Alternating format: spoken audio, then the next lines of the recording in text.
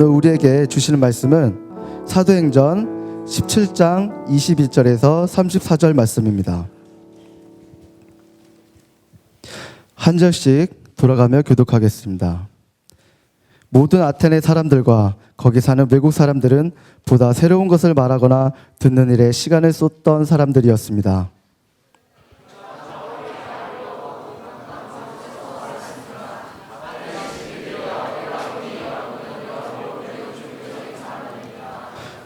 내가 두루 다니면서 여러분이 무엇을 섬기는지 자세히 살펴보다가 알지 못하는 신에게라고 새긴 제단도 보게 됐습니다.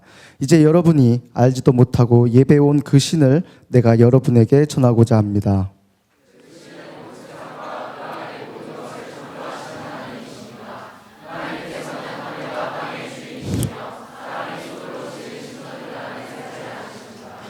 하나님께서는 뭔가 부족해서 인간의 손으로 섬김을 받으실 분이 아닙니다. 하나님께서는 바로 모든 사람에게 생명과 호흡과 다른 모든 것을 주시는 분이시기 때문입니다.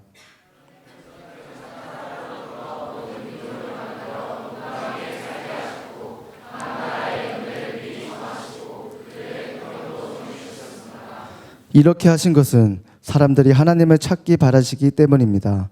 사람들이 하나님을 더듬어 찾기만 하면 만날 수 있습니다. 사실 하나님께서는 우리 각 사람과 그리 멀리 떨어져 계시지 않습니다.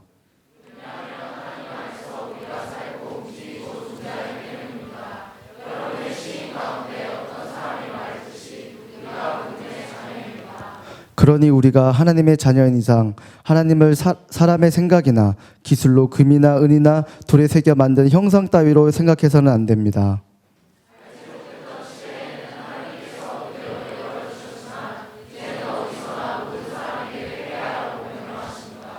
하나님께서는 자신이 세운 한 사람을 통해 세상을 공의의 심판의 날로 정하셨기 때문입니다.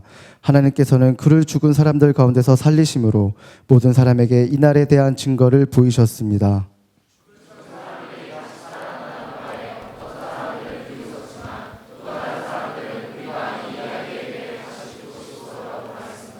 그러자 바울은 그들로부터 나왔습니다. 그때 몇 사람들은 바울을 따르며 믿게 됐습니다.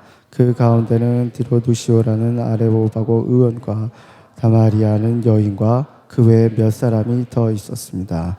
네, 아멘. 봄이 됐습니다. 지난주에 제가 길을 가다 보니까 저런 벚꽃들이 만발했더라고요. 벚꽃이 길가에 얼마나 많은지. 이 많은 사람들이 이제 짝을 지어서 손을 잡고 벚꽃놀이를 가는 그런 계절이 왔습니다. 근데 어느 분이 저에게 이렇게 물어보시더라고요. 목사님, 이 벚꽃에 꽃말이 무언지 아세요? 모르는데요. 뭐죠? 뭘까요? 봄인가요? 아니에요. 이거예요. 중간고사. 따라합시다. 벚꽃의 꽃말은 중간고사다. 네, 벚꽃의 꽃말이 중간고사라고 하더라고요. 여러분, 벚꽃이 만발해서 당신의 마음을 뒤숭숭하게 할지라도, 중간고사가 만발해서 당신의 마음을 번민케 할지라도 하나님을 향한 예배를 절대로 포기하지 말기를 축복합니다. 할렐루야. 우리 따라합시다. 꽃보다 예배, 시험보다 예배. 네, 언제나 하나님을 가장 앞에 모실 수 있는 우리 하늘인들이 되기를 축복합니다. 오늘 말씀의 배경이 되는 것도 꽃이에요. 벚꽃이 아니라 어떤 꽃인고 하니 지중해의 꽃 그리스입니다. 할렐루야. 그리스. 그리스 중에서도 이 철학과 신화와 예술의 도시 아테네가 바로 그 배경입니다. 우리가 지난주가 아니죠. 지지난주에 나누었던 사도행전 17장의 서두에는 어떤 이야기들이 있었냐 하면 사도 바울이 이 유대인들의 핍박을 피해서 베레아라고 하는 도시로 피난을 갔죠. 그 베레아라는 곳에서도 복음을 열심히 전했습니다. 베레아에서 열심히 복음을 전해서 많은 사람들이 주님을 믿게 되었고, 그것도 주님을 굉장히 신실하게 잘 믿는 그리스도인들이 많이 열매에 맺어졌어요. 그런데 이 베레아에 있는데 유대인들이 그 소식을 또 알고 쳐들어온 거예요. 사도 바울이 베레아에 숨었대더라 하면서 베레아로 쫓아와서 또 사도 바울의 그 일행들을 다 핍박하기 시작했어요. 방해하고 위협하기 시작했습니다. 그래서 사도 바울이 급하게 안전한 곳으로 또 이동을 합니다. 얼마나 급박했는지 실라와 디모데 이 동료들도 두고 혼자 호를 단신으로 자신이 피신을 먼저 하죠. 그곳이 바로 어디냐 하면 아테네였어요. 여러분 갑자기 피신을 간 사도 바울이 부러워지지 않나요? 피신이지만 아테네라면 나도 가고 싶다 이런. 그도 그럴 것이 아테네라는 곳은 정말 가보고 싶은 도시입니다. 여러분 아테네가 어떤 도시입니까? 아테네는 기원전 5세기 때부터 이 헬라 문명의 중심지였던 곳이 바로 아테네이죠. 또 우리가 너무나 잘 아는 소크라테스, 플라톤 그런 철학자들이 살던 도시, 활동하던 도시가 바로 이 아테네 아닙니까? 서양 철학의 발상지다. 그럴 수 있는 곳이 바로 이 아테네예요. 또한 이 아테네 곳곳에는 대리석으로 꾸며진 웅장한 신전들이 굉장히 많았죠. 우리가 교과서에서 다 본 신전, 파르테논 신전 아시나요? 그런 유명한 신전들, 유명한 유적들이 많은 곳이 바로 이 아테네라는 곳입니다. 그러나 바울이 이 아테네에 도달했을 때 바울은 헬라 문명의 발상지, 철학의 도시, 이 아름다운 신전들 절대 그렇게 반응하지 않았어요. 오히려 의외의 반응을 보이는데요. 오늘 말씀을 함께 읽겠습니다. 시작. 바울은 그 도시가 우상으로 가득 찬 것을 보고 매우 격분했습니다. 네, 바울이 어땠죠? 격분했다 그랬어요. 격분. 이 분노와 이 화가 막 올라오는 거죠. 바울이 화려한 신전 안에서 우상을 숭배하느라고 하나님을 외면하고 있던 그 아테네 사람들을 보았기에 그가 격분했어요.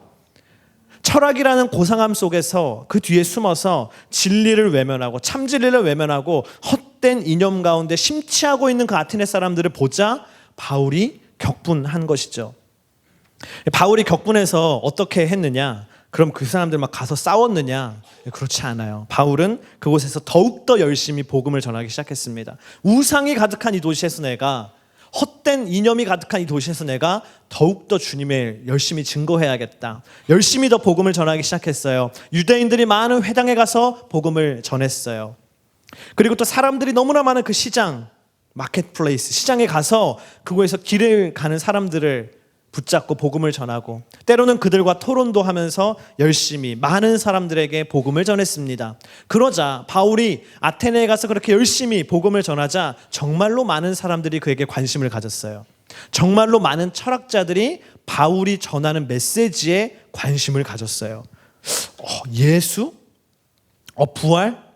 이런 거 전에 못 들어보던 철학인데 신종 철학인가 보다. 너무 궁금하다. 그래서 바울을 붙들어서 아레오바고 광장으로 데려갔습니다. 아레오바고로 데려갔어요. 아레오바고가 어떤 곳이냐면 저런 곳이에요. 잘 보이나요? 이 커다란 바위가 있는, 높은 바위가 있는 그 곳이 아레오바고라는 곳입니다. 아레오바고라는 말은 아레스라고 하는 전쟁의 신이라는 말이랑 이 언덕이라는 말을 합친 거예요. 다른 말로 바꾸면 뭐죠? 그래서 아레오바고가 전쟁의 신의 언덕. 더 쉽게 바꾸면 전쟁의 언덕이에요. 아레오바고. 저기가 전쟁의 언덕이에요. 이 언덕 위에서 수많은 철학과 종교가 서로 논쟁을 벌이는, 논쟁이 아니라 전쟁을 벌이는 공간이 바로 저 아레오바고였습니다. 아테네 사람들은 바울을 이 아레오바고 한가운데, 이 전쟁의 언덕 한가운데 세워놓고 물어보는 것이에요. 뭐라고 물어봤냐 하면 이렇게 물어봤어요. 함께 읽겠습니다. 시작. 그때 그들은 바울을 붙들어 아레오바고 광장으로 데려가 말했습니다. 당신이 소개하고 있는 이 새로운 가르침에 대해 우리가 알 수 있겠습니까? 당신이 우리 귀에 생소한 것들을 전하니 우리가 그 뜻을 좀 알고 싶습니다. 뭐라 그래요? 당신이 지금 전하고 있는 것에 대해서 좀 더 알 수 있습니까? 생소한 걸 전하는데 우리가 좀 더 자세히 알고 싶습니다. 여러분, 당시 최고의 철학자들이 있던 그 아테네, 그 철학자들이 복음을 들었을 때 복음에 대해서 궁금해했습니다. 그것이 무엇인가 궁금해했어요. 미국의 유명한 TV 토크쇼 이 사회자가 있죠. 이 사람 아시나요? 레리 킹 아세요? 몰라도 그냥 지나가다 본 적 있죠. 우리나라 광고에도 몇 번 나온 사람이에요. 세계적인 이 토크쇼 진행자 레리 킹입니다. 이 레리 킹이요, 세계의 유명한 인물들을 다 인터뷰한 사람이에요. 정말 훌륭한 사람이죠. 근데 이 사람에게 사람들이 질문했어요. 당신 레리 킹 정말로 인터뷰의 킹인데 정말 많은 사람들이 인터뷰했는데 만약에 인류 역사 가운데 있었던 인물들을 당신이 원하는 대로 한 명 인터뷰할 수 있다면 누구를 인터뷰하고 싶습니까? 인류 역사 가운데 한 명이라면.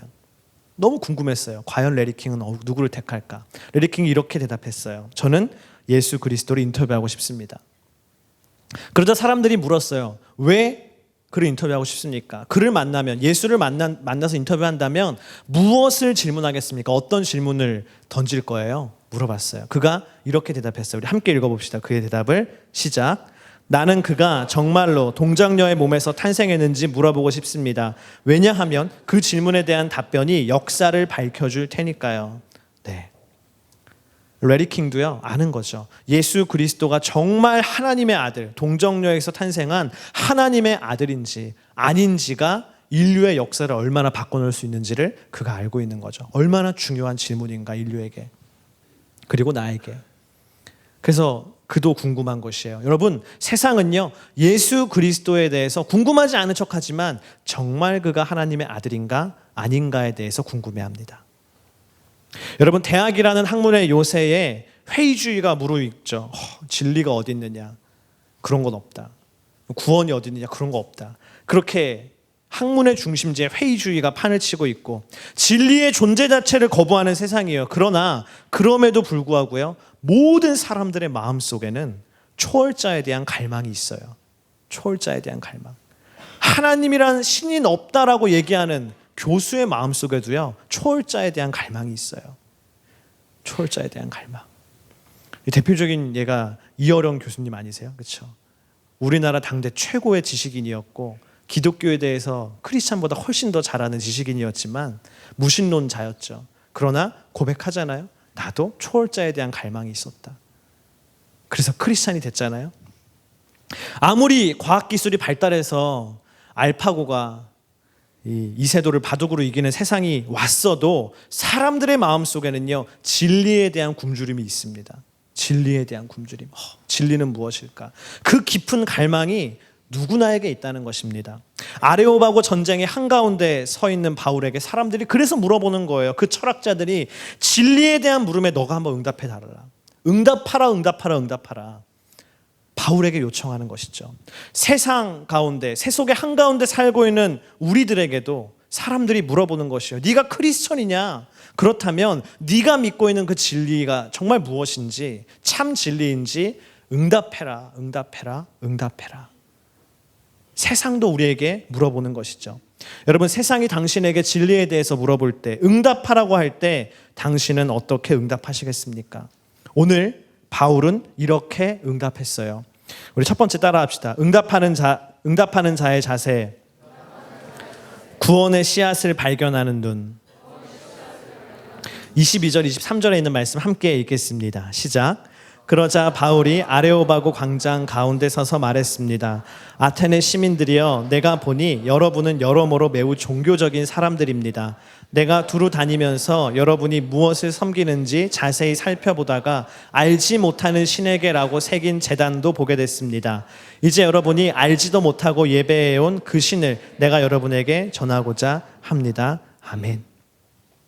아레오바고 그 언덕에서요, 바울이 첫 번째로 얘기를 꺼낸 게 뭐냐면 첫 마디가 아테네 사람들을 보니까 그들에게 종교성이 많다라는 거였어요. 따라합시다. 종교성. 종교성이 많다. 종교성이 많다라는 걸 제가 한번 쉽게 바꿔봤어요. 이런 거예요. 뭐라도 믿어야 사는 사람들. 뭐라도 믿어야 다른 사람들. 뭐라도 믿어야 살겠다. 그런 사람들이 종교성이 많은 사람들이죠. 그래서 아테네 사람들이 종교성이 많았기 때문에 뭐라도 믿어야 사는 사람들이었기 때문에 가는 곳마다 그들이 신전을 세우고 우상을 세우고 이런 신 저런 신을 막 다 만들어냈어요. 여기도 신이고 저기도 신이고. 그래서 심지어는 어떤 신을 만들었냐 하면 신을 막 만들다 보니까 혹시 내가 모르고 빠뜨린 신이 있는 거 아닌가. 분명히 내가 알지 못하는, 우리들이 알지 못하는 신도 있을 텐데 얼마나 그 신이 섭섭할까. 그래서 알지 못하는 신을 만들었어요. unknown God. 네. 그래서 알지 못하는 신을 위한 제단을 만들고 내가 알지 못하는 신이지만 예배합니다. 섬깁니다. 이러면서 알지 못하는 신, unknown God의 이 제단도 만든 사람들, 바로 그런 사람들이 이 아테네 사람들이죠. 여러분, 아우니치를 가서 이 복음을 전하다 보면요, 힌두교나 불교를 믿는 사람들에게 복음을 전하기가 힌두교나 불교를 믿는 사람들에게 복음을 전하는 게 어렵다고 우리가 생각하잖아요, 그렇죠? 근데요, 힌두교나 불교를 믿는 사람들에게 복음을 전하는 것보다 더 어려운 경우가 어떤 경우인지 아십니까? 어떤 나라인지 아세요? 신 자체가 필요 없다라고 생각하는 사람들이 사는 나라예요.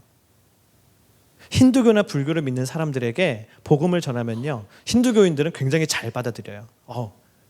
하나님, 야훼가 있구나, 지저스가 있구나, 믿어요. 근데 중요한 건 뭐냐면 그 사람들은 그가 참 하나님인 것을 알게 하는 거예요. 네가 믿고 있던 다른 그 수많은 신들은 가짜고 하나님, 야훼가 진짜야, 지저스가 진짜야, 이거를 믿게 하는 게 어려운 거죠. 신은 잘 믿어요. 불교인들에게도 주님을 전하면 잘 믿어요. 그런데 정말 어려운 경우는 신 자체가 필요 없다고 생각하는 사람들, 유럽이나 호주 같은 선진국에 사는 사람들이 정말로 그래요.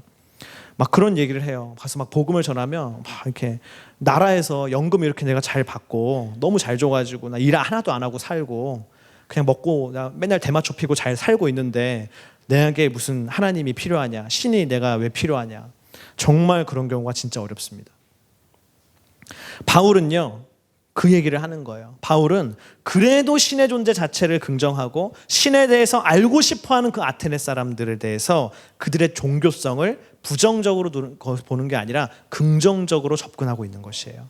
아테네 사람들, 그래도 이 사람들은 신을 인정하지 않는가? 그래도 이 사람들은 신을 갈망하고 찾고 있는 사람들이 아닌가? 그래서 그들에게 너희들은 종교성이 많다라고 얘기하는 것입니다. 다른 말로 바꾸면 아테네 사람들 안에 구원의 씨앗을 발견한 것이죠. 바울에게는 믿지 않는 사람들에게서 그들 안에 구원의 씨앗을 발견할 수 있는 눈이 있었던 것이에요. 우리 따라합시다. 구원의 씨앗을 발견할 수 있는 눈. 바울이 그것을 봤기 때문에, 그것을 발견했기 때문에 바울 안에 뭐가 생기는지 아세요? 복음을 전할 용기가 생깁니다. 그래, 이 사람들 가능성 있어, 복음을 전해야지. 그런 용기가 생기는 것이죠. 여러분, 종교개혁자 깔뱅이요, 이런 말을 했어요. 모든 인간에게는 종교의 씨앗이 있다. Seed of religion. 종교의 씨앗이 그 안에 있다. 인간이라고 하면 누구나 하나님에 대해서 느낄 수 있는 감각이 있다. 하나님을 알 수 있는 감각이 있다. 그게 뭐예요? 종교의 씨앗이에요. 종교의 씨앗. 물론 이 종교의 씨앗을 잘못 사용하게 되면 우상 숭배로 퍼지게 되죠. 그러나 이 종교의 씨앗이 있기 때문에 우리가 절대자에 대해서 갈망하게 되고 하나님을 만날 수 있는 것입니다. 그것을 볼 줄 아는 눈이 우리에게 있어야 돼요. 여러분, 주변의 불신자들을 한번 생각해 보세요. 여러분 주변에 하나님을 믿지 않는 그 수많은 사람들의 얼굴을 한번 이 시간 생각해 보십시오. 우리의 부모님일 수도 있죠. 우리 아버지일 수도 있고 어머니일 수도 있습니다. 우리의 형제일 수도 있고 자매일 수도 있죠. 친구이기도 하고 선배이기도 하고 후배이기도 합니다. 룸메이기도 하죠. 교수님일 수도 있고 동료일 수도 있죠. 우리가 그 사람들을 생각할 때 흔히 우리들의 마음에 그런 생각이 있어요. 내가 그 사람 잘 아는데 하나님을 믿을 리 없어. 그런 생각을 많이 합니다. 내가 우리 아빠 잘 아는데 우리 아빠 하나님 믿을 리 없어. 술이나 끊었으면 좋겠어. 내가 그 친구 아는데 내가 그 친구 전도하려고 내가 10년 동안 노력해봤는데 안 돼. 하나님 믿을 리 없어. 우리가 그렇게 쉽게 단정 짓는 마음이 우리 안에 이미 있습니다. 우리가요, 회의주의자예요. 그래서 회의주의자. 우리가 복음과 진리에 대해서는 회의주의자가 아니에요. 복음과 진리를 인정하고 내가 믿어요. 그러나 다른 사람의 구원에 있어서는 항상 회의적이에요. 우리는요. 다른 사람의 구원에 있어서는 회의주의자가 너무나 쉽게 되는 것이죠. 그러나 여러분 기억하십시오. 그들에게도 종교의 씨앗이 있습니다. 할렐루야.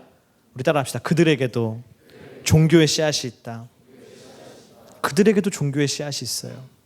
오늘 사도 바울은 아테네에 딱 와서 그 아테네 사람들, 우상을 숭배하고 있던 그 사람들 안에 종교의 씨앗이 있음을 알고 거기에서 용기와 담대함을 얻었습니다. 그래서 복음을 전한 것이에요. 여러분, 메마른 현대인의 마음속에도 종교의 씨앗, 하나님을 알 수 있는 감각이 있습니다. 그리고 그 종교의 씨앗은 내 안에도 있어요. 할렐루야. 내 안에도 종교의 씨앗이 있어요. 아직 하나님을 만났다고 이야기할 수 없는 사람이 이 자리 가운데 있습니까? 나 아직 하나님을 모르는데, 하나님 못 만났는데. 여러분, 사도 바울이 얘기한 그 종교의 씨앗, 그것이 당신에게도 있는 것이에요. 깔뱅이 얘기한 종교의 씨앗이 당신에게도 있는 것이에요. 그래서 나도 내 안에 하나님을 만날 수 있는 씨앗이 있습니다. 그것이 있어요. 절대 포기하지 마십시오. 힘내십시오. 할렐루야. 사도 바울은 종교의 씨앗은 있으나 아직 하나님을 만나지 못한 사람들에게 이런 희망적인 메시지를 증거합니다. 우리 27절, 28절 가운데 부분만 함께 읽겠습니다. 시작. 사람들이 하나님을 더듬어 찾기만 하면 만날 수 있습니다. 사실 하나님께서는 우리 각 사람과 그리 멀리 떨어져 계시지 않습니다. 왜냐하면 하나님 안에서 우리가 살고 움직이고 존재하기 때문입니다. 여러분, 에피쿠로스 학파나 스토아 학파 같은 사람들이 이때 당시에 굉장히 많았어요. 이 사도 바울이 지금 아테네에 갔을 때는 철학자들이 크게 세 부류가 있었는데, 첫 번째는 에피쿠로스 학파, 갑자기 윤리 시간, 도덕 시간 온 것 같죠? 학교 다닐 때. 스토아 학파, 그리고 이제 견유 학파라고 하는 사람들이 있었어요. 근데 견유 학파는 이제 너무나 소규모이기 때문에 디오게네스를 중심으로 한 그 사람들은 큰 숫자는 아니기 때문에 대부분 에피쿠로스, 스토아 학파 사람들이고, 성경에도 오늘 그들의 그 학파 이름이 나왔죠. 근데 이런 에피쿠로스나 스토아 학파 같은 아테네의 철학자들은요, 신의 존재를 믿었을까요? 믿지 않았을까요? 믿었어요. 신이 있다고 믿었어요. 그런데 그들이 믿는 신은요, 어떤 신이었냐면 이런 신이에요.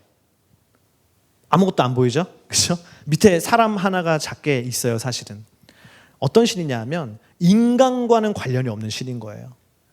신이 있긴 있는데 어딘지도 모르겠고, 인간의 삶에 그런 신이 관심도 없고 도움을 줄 생각이 없는, 너무나 사람들과는 멀리 떨어져 있는 신, 또는 신이란 게 어떤 거냐면 이데아의 세계, 갑자기 머리가 아파지죠. 이데아의 세계, 저 먼 세계에 개념적으로만 존재하는 비실제적인 신이 있다라고만 생각했어요, 그들이요. 신은 우리 같은 사람들도 아니고 저기 개념 속에만 있고, 우리를 도와주거나 우리를 터치하거나 만나주는 신은 아니다라고 생각했어요. 그러나 사도 바울이 오늘 뭐라 그랬어요? 27절에 하나님은 더듬어 찾기만 하면 만날 수 있다. 할렐루야. 사람들이 손을 뻗어서 하나님을 더듬어 찾기만 하면 만날 수 있는 분이 하나님이다.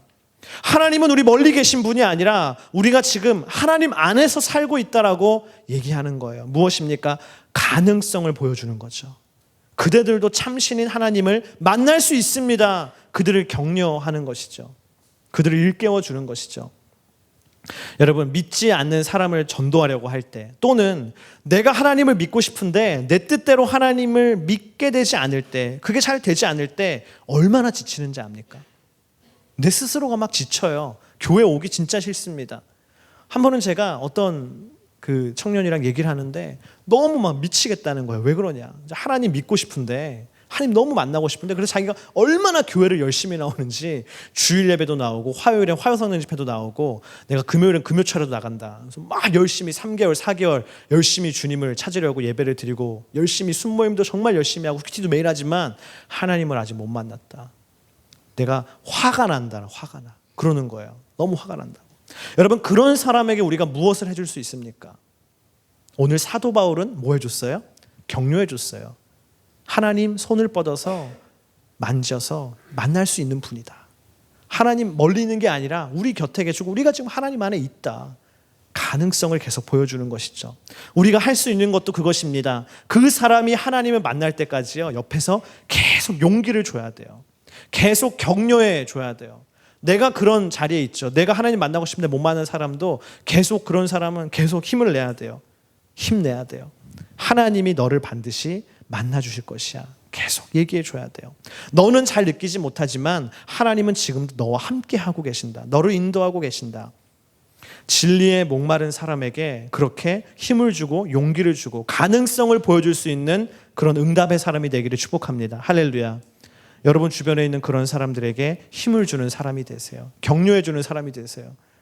괜히 막 가서 힘 빼는 사람, 넌 아닌가 봐, 막 이렇게 얘기하는 사람, 그런 사람 되지 마세요. 두 번째, 응답하는 자의 자세. 우리 따라합시다. 복음의 변화구를 구사하는 실력. 네, 복음의 변화구를 구사하는 실력이 있어야 합니다. 21세기에 C.S. 루이스라고 하는 라비 제커라이어스라는 이 기독교 변증학자가 있어요. 예, 이렇게 생긴 아저씨예요. 백발이 멋있어요. 이 사람이 얼마나 대단한 사람이냐면, 라비 제커라이어스라는 사람이요, 전 세계에 있는 대학들을 돌아다니면서 이 대학생들 또 지식인들을 만나서 이 라비가 기독교에 대한 Q&A를 합니다. 진리 세미나를 해요. 그래서 그 세계적인 막 그 지식인들을 만나서 그 사람들이 막 질문을 던지면 바로바로 대답해 줘요. 근데 뭐 쓸데없는 질문 막 그런 거 아니에요. 여자친구 어떻게 살고요? 그런 거 아니라 라비가 받는 질문은 하나님과 기독교에 대한 질문이에요. 그래서 그 막 동영상도 페이스북에 굉장히 많이 있어요. 근데 제가 보면 막 하버드대 같은 데 가면은 너무나 무서운 질문 막 많이 던져요. 근데 그게 막 하나님 믿고 싶은데 어떻게 해야 돼요? 뭐 그런 질문 아니에요. 다 공격하거나 무신론적인 질문이에요. 칼을 갈고 오는 거죠, 이 사람들이. 칼을 갈고 무신론이 승리할 거야 하면서 오면서 질문 던지는 거예요. 한 번은 이런 질문을 하더라고요. 왜 하나님은 무신론자들이 하나님의 존재를 납득할 만한 증거를 주지도 않고, 무신론자도 하나님 진짜 있네? 이렇게 납득할 만한 증거를 주지도 않고 믿지 않으면 그런 사람들도 심판하신다고 하냐? 이거 너무 불합리한 거 아니냐? 마치 계약서 제대로 안 보여주고 계약 위반했다라고 하는 것과 똑같지 않냐? 막 그런 질문을 막 서슴없이 계속 던져요. 그러면 이 라비 제커라이아스가 다 대답을 해줘요. 그것 말이 하면서 막 대답하고 승리해요. 굴복시켜요. 무신론자들도. 정말 하나님에 대해서 궁금한 사람에게는 명쾌한 답을 줘요. 정말 대단한 사람이에요. 근데 이 사람이 5월 19일에 한국에 오거든요. 그래서 올림픽홀을 빌렸어요.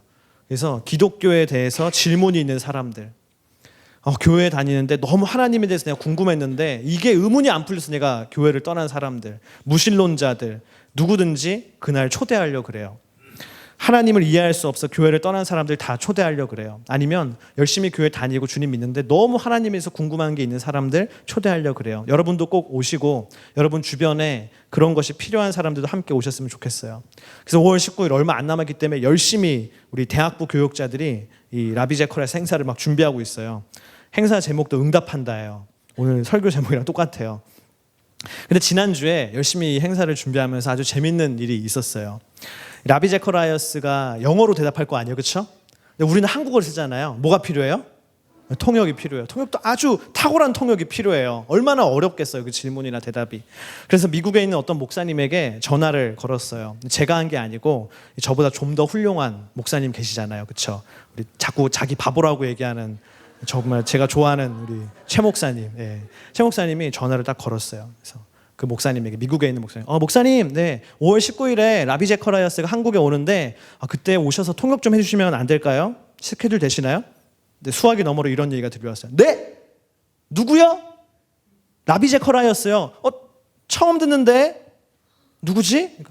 그 있잖아요, 그 유명한 사람인데 기독교 변증가고 그 대학 돌아다니면서 진리 세미나하고. 라비 제커라이아스. 이럴 때 우리는 이렇게 얘기하죠. 넌 나에게 모욕감을 주었어. 최성 목사님은 나 수치스럽다고 막 이렇게. 제가 그래서 이번 주에 설교에 쓰겠다고 제가. 제가 이 일을 통해서 깨달았어요. 우리 따라합시다. 상대가 알아들을 수 있는 언어를 써야 된다. 상대가 알아들을 수 있는 언어를 써야 돼요. 전 처음 알았어요. 라비 제커라이아스가 아니라 라비 제커라이아스라는 걸 제가 처음 알았어요. 근데 여러분, 상대가 알아들을 수 있는 언어를 쓰는 거, 그게 뭔지 아세요? 그게 곧 응답하는 자의 자세예요. 응답하는 자의 자세. 오늘 아테네 사람들 앞에선 바울이 그랬던 거 아닙니까? 알아들을 수 있는 언어를 썼어요. 여러분, 하나님이요, 우리에게 말씀하실 때 못 알아듣는 말을 쓰십니까? 아니요. 하나님은요, 우리가 알아들을 수 있는 말을 쓰셔서 응답하셨어요. 대표적인 게 뭐죠? 성경. 그렇죠? 여러분, 성경에 쓰여있는 언어와 말이 하나님의 언어입니까? 인간의 언어입니까? 인간의 언어잖아요. 그렇죠? 인간의 언어. 인간이 알아들을 수 있는 인간의 언어예요. 하나님이 하나님의 언어로 말씀하시지 않고 인간이 알아들을 수 있는 인간의 말로 이 계시를 주셨어요. 하나님은요, 우리가 알아들을 수 있게 얘기하세요. 하나님 음성 듣고 싶은데, 하나님 뜻을 알고 싶은데 너무 답답해요. 하나님은요, 절대로 당신에게 알아들을 수 없는 것으로 얘기하지 않으세요. 애매모호하게 얘기하지 않으세요. 하나님은 명확하게 알아들을 수 있게 얘기하세요. 예수님도 그렇게 오셨잖아요. 하나님의 최고에 계신 예수님, 누구나 볼 수 있게 이 땅에 오셨어요. 누구나 볼 수 있게. 예수님의 모습을, 살아있는 하나님의 모습을 누구나 볼 수 있게 이 땅에 오셨어요. 안 봤다고 거짓말해서 그렇지 다 볼 수 있게 오셨어요. 나에게도 주님이 그렇게 알아들을 수 있게 얘기해 주십니다. 하나님에 대해서 너무 답답하게 생각하지 마세요. 하나님이 다 알 수 있게 해주십니다. 오늘 아테네 사람들 앞에선 바울이 알아들을 수 있는 언어로 대답하는 장면이 나오죠. 23절에 있는 말씀 함께 읽겠습니다. 시작. 내가 두루 다니면서 여러분이 무엇을 섬기는지 자세히 살펴보다가 알지 못하는 신에게라고 새긴 제단도 보게 됐습니다. 이제 여러분이 알지도 못하고 예배해온 그 신을 내가 여러분에게 전하고자 합니다. 바울은요, 그냥 하나님 전하지 않았어요. 오늘요, 아테네 사람들이 우리가 알지 못하는 신이 있다라고 얘기했잖아요. unknown god이 있다라고 얘기했잖아요. 바울이 그걸 잡은 거예요. unknown god. 그래, 너희들이 진짜 알지 못하는 신이 있지. 그게 바로 여호와 하나님이야. 그 unknown god을 통해서 얘기해 주는 거예요. 내가 하나님을 알려주겠다. 그들이 이해하기 쉽고 받아들일 수 있는 방법으로 복음을 전하는 것이죠. 28절도 그와 같습니다. 우리 함께 읽겠습니다. 왜냐하면 하나님 안에서 우리가 살고 움직이고 존재하기 때문입니다. 여러분의 시인 가운데 어떤 사람이 말했듯이 우리가 하나님의 자녀입니다. 여러분의 시인 가운데, 바울이요, 복음을 전하면서 그 그리스 시인을 인용해요.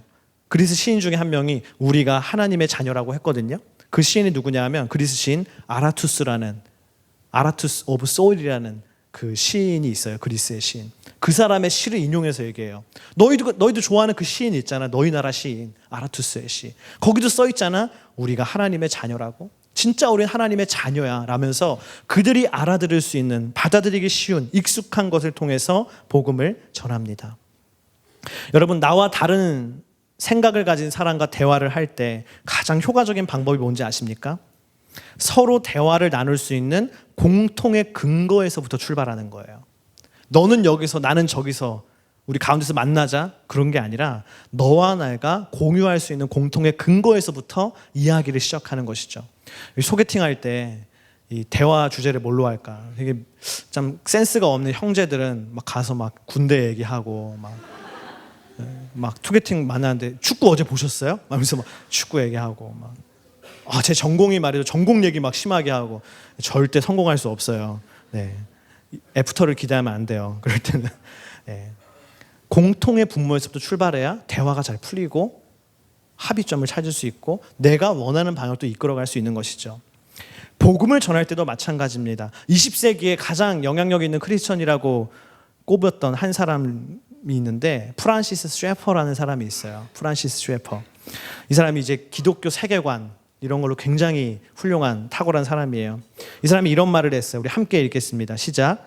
오늘날의 문화를 기독교적 입장에서 이해하고 그런 문화를 접촉점으로 복음을 전해야 한다. 이 20세기에 프란시스 쉐퍼가 무슨 말을 했냐 하면 복음을 전할 때 그냥 전하는 게 아니라 오늘날의 문화를 기독교적 입장에서 이해하고 그런 문화를 접촉점으로 복음을 전해야 된다. 이게 뭐냐 하면 이 프란시스 쉐퍼의 문화적 변증이란 거예요. 여러분, 복음이라는 알맹이가 있어요. 근데 복음이라는 알맹이는요, 절대 변하지 않습니다. 5대양 6대주, 2000년 전이든 2000년 후든 어디를 가든 이 복음이라는 알맹이, 예수 그리스도 그 구원의 십자가, 그 진리는요, 절대로 변하지 않아요. 그런데 이 알맹이인 복음을 전할 때 어떻게 해야 되냐면 상대가 그것을 잘 받아들일 수 있도록 문화라는 적절한 옷을 입히게 돼 있어요. 모든 복음은요, 문화라는 옷을 가지고 우리에게 다가옵니다. 그래서 우리가 그 옷을 잘 입혀서 상대에게 복음을 전해야 되는 것이죠. 바울이 했던 것처럼, 주님이 우리에게 하셨던 것처럼. 예를 들어 이 어린아이에게 복음을 전할 때 어떻게 해야 합니까? 막 어려운 이론을 설명하면서 할 수 없잖아요. 포켓몬스터를 통해서 복음을 전할 수 있는 그런 사람. 저는 예전에 아동부 사역을 했었어요. 어린 유치원 애들부터 정말 학교 들어가기 직전, 초등학교 다니는 애들 아동부 사역했었어요. 제가 맨날 피카츄 흉내냈어요. 막 애들한테. 얘들아, 피카츄가 하나님의 말씀을 잘 들으면 기분이 좋아. 피카! 막 이러고 막. 그런데 하나님 말씀을 안 들으면 마음이 너무 우울해. 피카츄! 막 이러면서 그런 식으로 하나님의 말씀을 전해야죠. 그게 지혜로운 사람 아니겠어요? 그렇죠? 지적인 사람에게는 지성을 통해서, 감성적인 사람이 있다면 감동을 통해서 복음을 전해야 되는 거예요. 그것은 마치 뭐와 같냐 하면 마운드 위에 선 투수가 타자가 누군지를 보고 구질을 결정하죠. 그래, 적절한 변화구를 구사하겠어. 그러면서 그 공을 던지듯이 여러분, 복음이라는 그 알맹이를 문화라는 옷을 통해서 그 사람에게 맞게 던질 수 있는 그런 능력 있는 복음의 투수가 돼야 됩니다. 아레오바고라는 마운드 위에서 복음의 변화구를 구사한 바울처럼 복음을 전하는 달인이 되기를 축복합니다. 마지막 응답하는 자의 세 번째, 우리 따라합시다. 승리를 위한 필살기 복음. 29절부터 31절에 있는 말씀을 함께 읽겠습니다. 시작. 그러니 우리가 하나님의 자녀인 이상 하나님을 사람의 생각이나 기술로 금이나 은이나 돌에 새겨 만든 형상 따위로 생각해서는 안 됩니다. 알지 못했던 시대에는 하나님께서 그대로 내버려 두셨지만 이제는 어디서나 모든 사람에게 회개하라고 명령하십니다. 하나님께서는 자신이 세운 한 사람을 통해 세상을 공의로 심판할 날을 정하셨기 때문입니다. 하나님께서는 그를 죽은 사람들 가운데서 살리심으로 모든 사람에게 이 날에 대한 증거를 보이셨습니다. 아멘. 바울이 마지막에 무엇을 얘기합니까? 앞에 거 다 얘기하고 마지막에 하나님이 너희들이 생각하는 것처럼 그렇게 금이나 은이나 그런 돌에 새겨 만든 형상이 아니다, 명확하게 얘기해줘요. 당신들이 이제까지 알고 있던 그 우상의 신은 신이 아니다, 하나님이 아니다. 그러면서 하나님에 대해서, 복음에 대해서 31절에 명확하게 얘기하죠. 뭐라고 합니까? 자신이 세운 한 사람, 그리스도를 얘기하는 거예요. 예수님이 있다는 것이죠. 그리고 하나님께서 그를 죽은 사람들 가운데 다시 살리심으로 모든 사람에게 그 증거를 보이셨다. 예수 그리스도의 십자가의 죽음과 부활을 얘기합니다. 바울이요, 명확하게 얘기하는 것이죠. 바울은 복음을 양보하거나 십자가의 은혜를 흐리지는 않았어요. 옷은 씌웠지만 십자가 복음의 은혜를 흐리지 않았다고요. 이것은 양보할 수 없는 진리이기 때문입니다. 할렐루야. 진리이기 때문이에요. 여러분, 복음을 전할 때 복음에 적절한 옷을 입힐 수 있죠. 그러나 복음의 진리를 왜곡하거나 희석해서는 안 돼요. 결정적인 순간에는 담대하게 복음을 주장하십시오. 할렐루야. 네가 믿는 하나님에 대해서 이제 좀 알 것 같아. 어떻게 해야 되니? 그럴 때는 정확하게 얘기를 해줘야 돼요. 넌 죄인이야. 우리는 회개해야 돼. 구원받아야 돼. 예수님 믿어야 돼. 정확하게 얘기해줘야 됩니다. 그것이 뭡니까? 결정적인 순간에는 담대하게 복음을 증거하는 복음의 필살기예요. 복음의 필살기. 필살기란 뜻이 뭔지 아세요?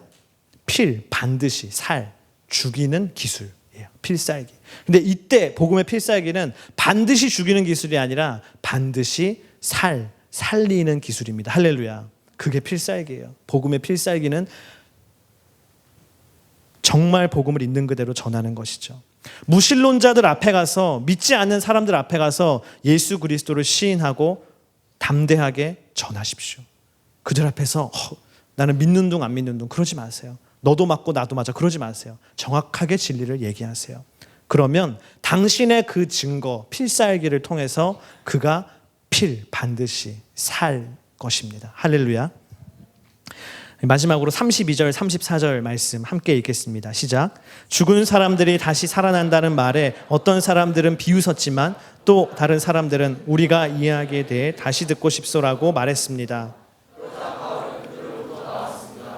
그때 몇 사람들은 바울을 따르며 믿게 됐습니다. 아레오바고 시웨온과 다말이라는 여인과 그 외에 몇 사람이 더 있었습니다. 아멘. 바울이 이렇게 복음을 다 전했잖아요. 그러자 어떤 사람들은 뭐 했대요? 비웃었다. 어떤 사람들은 바울을 비웃었어요. 그러나 어떤 사람들은 예수님을 믿고 따르게 됐습니다. 우리가 이렇게 복음을 전할 때 많은 사람들이 비웃을 수 있어요. 당신이 아무리 복음의 옷을 입히고 적절하게 변하고 던져서 복음을 제시해도, 담대하게 복음 제시해도 어떤 사람들은 그것을 비웃을 것이에요. 그러나 그때 너무 낙심하지 말기를 축복합니다. 할렐루야. 중요한 것은 그것을 통해서 구원받는 사람이 늘어난다는 것이에요. 내가 비웃음을 당할 수 있죠. 나가서 전도하면 비웃음 당합니다. 그러나 비웃음을 당하고 내가 한 사람을 살릴 수 있다면 얼마나 그것이 값진 기회비용입니까? 내가 복음을 증거를 통해서 한 사람을 살릴 수만 있다면 그것이 얼마나 값진 도전입니까? 여러분, 오늘 바울은요 아테네라는 곳에 가서 아레오바고 언덕 그 주목받는 자리에 가서요 위대한 도전을 했습니다. 오늘 하나님이요 여러분을 세상이라는 아레오바고로 보내십니다. 여러분이 가는 가정이 아레오바고고요. 여러분이 가는 캠퍼스, 직장이 아레오바고입니다. 그러나 그 아레오바고, 그 전쟁의 언덕에서 위대한 도전을 승리하는 하나님의 사람 되기를 축복합니다. 함께 이 시간 우리 기도하겠습니다. 우리 자리에서 일어나서 함께 이 시간 기도합시다.